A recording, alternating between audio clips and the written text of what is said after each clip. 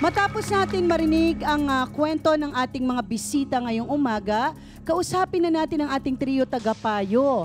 Attorney Lorna Kapunan, kayo po muna. Maraming salamat, Mama Carl. No? Siguro, kasi nakikita ko sa inyong dalawa,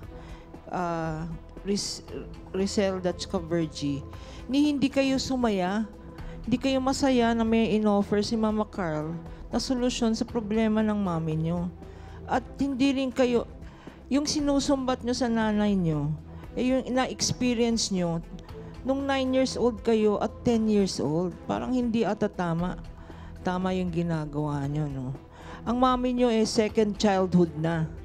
Full circle na yan. Kanya sinasabi nyo, matigas ang ulo, ayaw nang kumain. Kasi, nagiging bata na naman yan. Yun ang tinatawag na full circle of life, second childhood. Kanya dapat i-appreciate natin, ano? Yung sinasabing, honor thy mother and thy father, hindi lang sa Biblia yan, nasa family code yan. Kasi ang suporta, tinatawag na reciprocal. Children, parents are required by law to support their children. At ganun din, mga anak, pagtanda na ng mga magulang nila, required din, legal obligation nila ang suportahan ang mga magulang nila. At bago sana siya umalis, kung yun ang decision niya na pumunta sa probinsya, bigyan niyo siya ng magandang goodbye.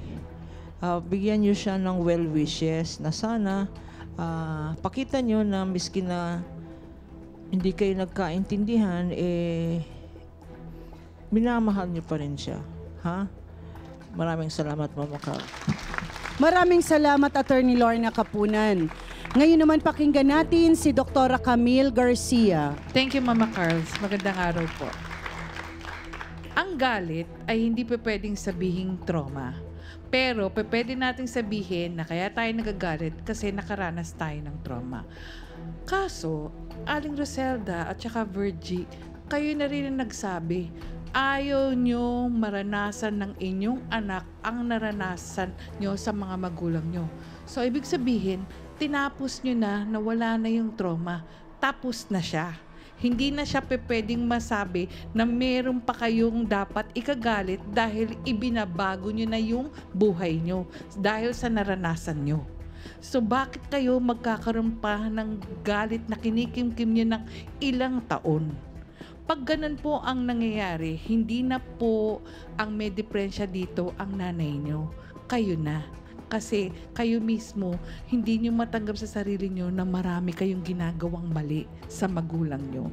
Kaya sana, alam nyo, yung 77, extra na yun eh. Extra ang buhay niya. Sabi nga nila, di ba, senior ka, 60, okay na. Kaya ako, naalala ko yung nanay ko pagdating nung 70, every year, nag-celebrate ng birthday yon kasi alam namin extra yon eh.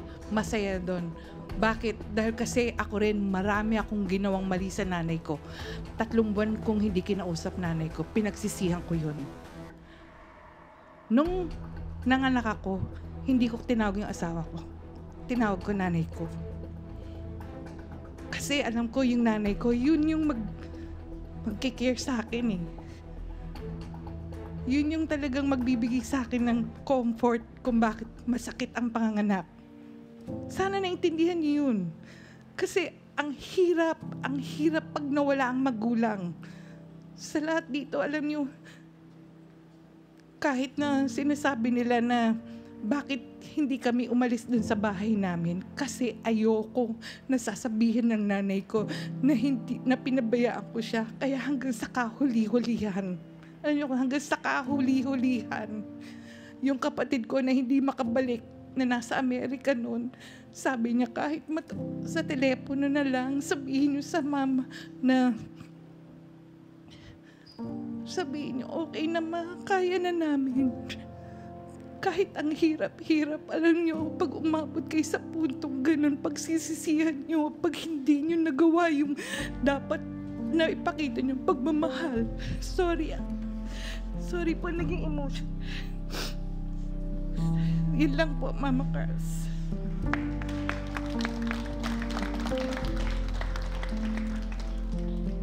Maraming salamat, Doktora Camille. Nakikita natin yan, diba? Dahil tayo ay mga nanay lahat. At tayo lahat ay may mga nanay. Dr. Love, kayo na po. Salamat, Mama Carla. Very soon, si nanay ay wala ng matinong pag-iisip at kikilos na siya na parang bata na pinanggalingan niya. Sa kanya makikita ang pag-aalagang ginawa niya sa kanyang mga anak at paglilingkod. Mga bata na nanonood ngayon sa ating programa, samantalahin niyo habang nandiyan ang inyong lola, ang inyong ina, ang inyong ama na ngayon ay wala ng silbi at isang basura. Isang paghamon sa inyo. Ibigay niyo ang dapat ibigay. Pakainin niyo ng gusto nilang kainin. Paligayahin niyo ang inyong mga magulang sa huling sandali ng kanilang buhay. Mapalad na umabot ng 79 hanggang 80 sa itsura ni Nanay Maria. Then and only then, pag pumikit ang kanyang mga mata, tutulo ang luha ng kanyang mga anak at magsasabing, "Mahal kita, nanay, mahal kita." Ito'y hamon sa inyo. Salamat. Maraming salamat, Dr. Love. Bago natin mapakinggan ang sasabihin ng ating mga bisita ngayong umaga, ito po ay pagpupunyagi sa lahat ng mga ina dahil ngayon po ay gusto nating batiin lahat ng nanay. At ito ho ay alay natin sa lahat ng mga nanay, mama, mother, mommy, inay, at ang pagpapaalala, Happy Mother's Day sa lahat ng mga nanay. Happy Mother's Day po sa inyong lahat. Gusto nating marinig ngayon, unahin ko lang si Ate Roselda. May gusto pa rin ba kayong sabihin para sa nanay nyo? Mahal ko pa rin yung nanay ko kahit paano ay kumewala sa amin yun.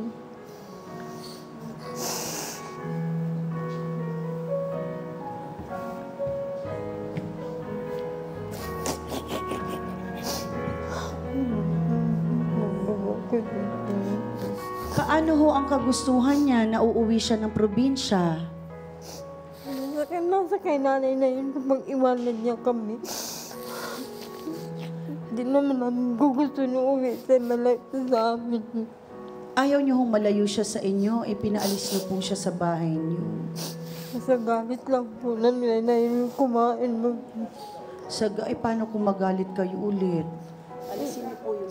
Hindi na po mangangako na po, hindi ko na ulitin sa nanay ko yun.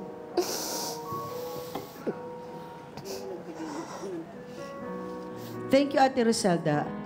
Ate Virgie, ano naman ho ang gusto niyong sabihin kay Nanay Maria niyo? Kung ano man yung sama ng loob ko sa'yo, wala na yun. May pagkukulang kami sa'yo. Kung ano ba yun, sorry.